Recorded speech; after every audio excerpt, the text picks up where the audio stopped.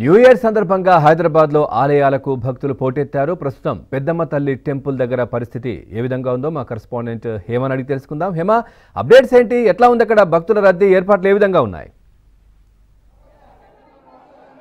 Yes Pawan, ముందుగా ABN Andhra Jyothi చూస్తున్నటువంటి ప్రేక్షకులందరికీ, అదేవిధంగా రెండు తెలుగు రాష్ట్రాలు ఉన్నటువంటి తెలుగు వారందరికీ ఆంగ్ల నూతన సంవత్సరం శుభాకాంక్షలు.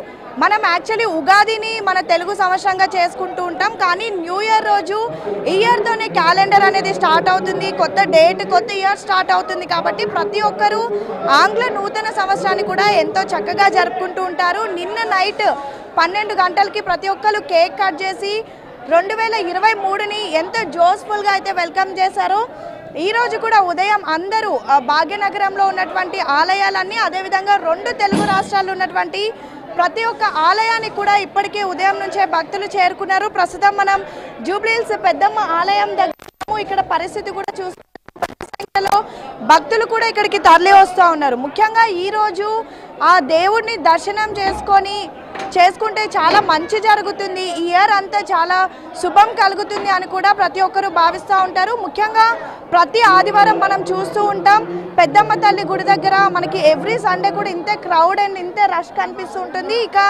ఇయర్ నూతన సంవత్సరం మొదటి రోజు జనవరి 1 కూడా ఆదివారం రావడంతో ఇప్పటికే నగరంలో మొత్తం ఆలయాలన్నీ కూడా భక్తులతో కిక్కిరిసిపోయాయి. ఇక ప్రస్తుతం బంజారాహిల్స్లో ఉన్నటువంటి జూబ్లీహిల్స్ పెద్దమ్మ ఆలయం దగ్గర ఏ విధంగా అయితే భక్తులు రద్దీ కనిపిస్తూ ఉందో, అదేవిధంగా నగరంలో ఉన్నటువంటి బిర్లా టెంపుల్, చిన్న టీటీడీ టెంపుల్, అన్ని ఆలయాల దగ్గర కూడా ఇదే పరిస్థితి కనిపిస్తూ ఉంది. పవన్, మొత్తానికైతే నిన్న నైట్ సెలబ్రేషన్ చేసుకున్న, చాలా ట్రెండీగా సెలబ్రేషన్ చేసుకున్న వాళ్ళంతా ఈరోజు ఉదయం ఆలయాలకు వచ్చి చాలా ట్రెడిషనల్గా అయితే న్యూ ఇయర్ వేడుకలను సెలబ్రేట్ చేసుకుంటా ఉన్నారు.